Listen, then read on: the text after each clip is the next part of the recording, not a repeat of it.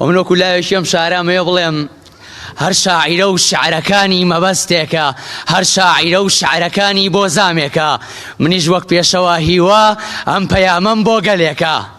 چەند ڕۆژێتر هەڵبژاردن ئەم کوردستانەی ئەیبینن ژێرا و ژوورە سەرە و بنە، ڕازگۆیە چی درۆزنە ئەوەی کە گەندەڵەونە. جا بڕیار وایە کە دەنگ بدەین با دەنگ نەبێ بێ ئیسفادە، کامەوە بە کێش دەنگ ئەیات مافی خۆیەتی ئازادە.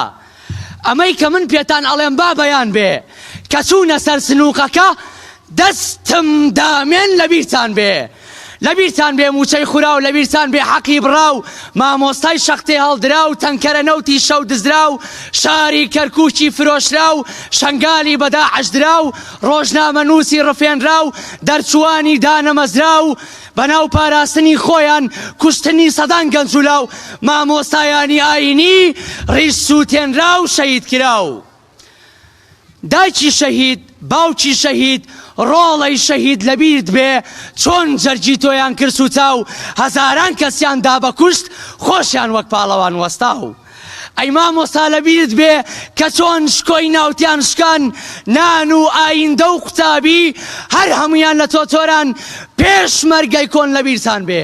ئێوە قەباتان بۆ مەکرد، خەڵکانێکتان بە شانازی بۆ سەر حکوم بەڕێ کرد، دەست نەپارێزن لە مافی گەنج و پیر و مناڵ و ورد. تێنەکەون بە درۆی تازە و بەڵێنی دراوی سەد جار زۆر عیبە لە بیرمان بچێت بۆ ئارامی بۆ هەلیکار.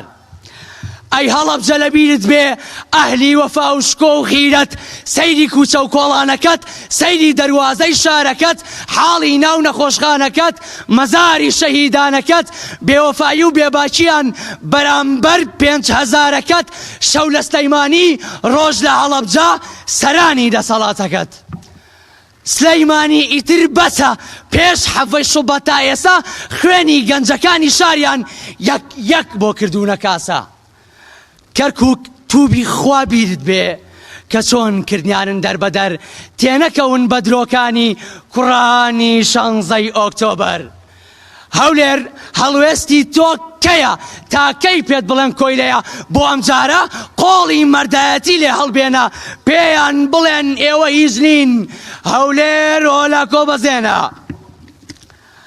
لەبیرتان بێت دۆک و زاخۆ و بادینان جگەرگۆشەی دوور لە بابە ڕۆژنامە نووسی ناو زیندان، لەبیری ئەبێ بادینان هەرگیز بێدەنگ نابێ لێتان.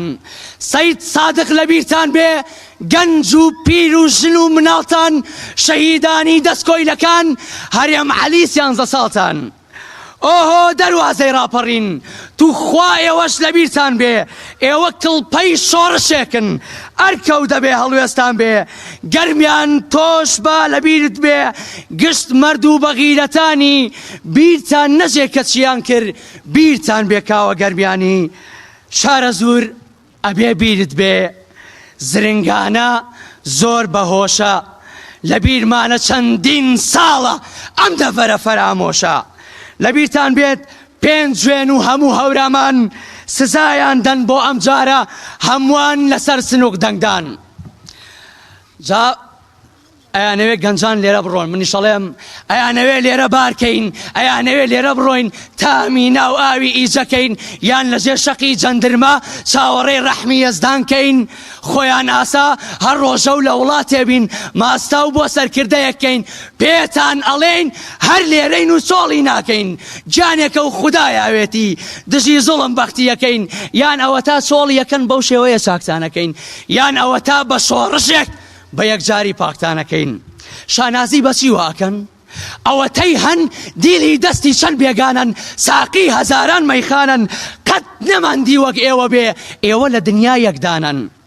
وازان ئەوەی کردان بە ئاسانی لە بیریەکەین باش بیرمانە هاوارتە کرد حساب بۆ ڕای هیچ کەس ناکەین حسابتان بۆ ڕای کەس نەکرد بۆیە ئەم حاڵە حاڵمانە خۆ ئێوە تەلاقتان یابوون ئێستا بەغداد حرامتانە دەستەوە وێ بۆ نێو بەغداد بێڕوانە بێشەرمانە شەڕی نێوانی خۆتانە ئەڵێن ئەمە ڕێککەوتنە کردومانە ڕێککەوتنێک شەرمەزاری مێژووتانە. کامە مێژوو؟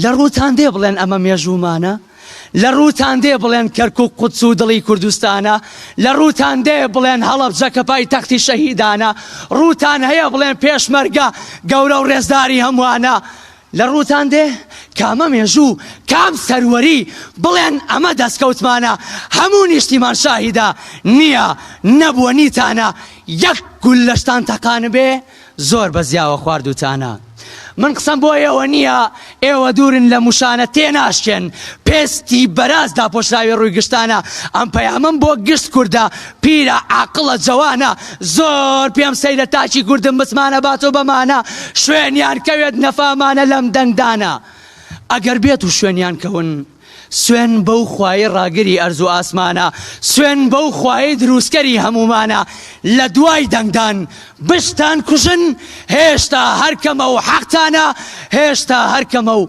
حەقتانە وەسەلام عەلەیکوم وەرەحمەتوڵڵاهی وبەرەکاتوه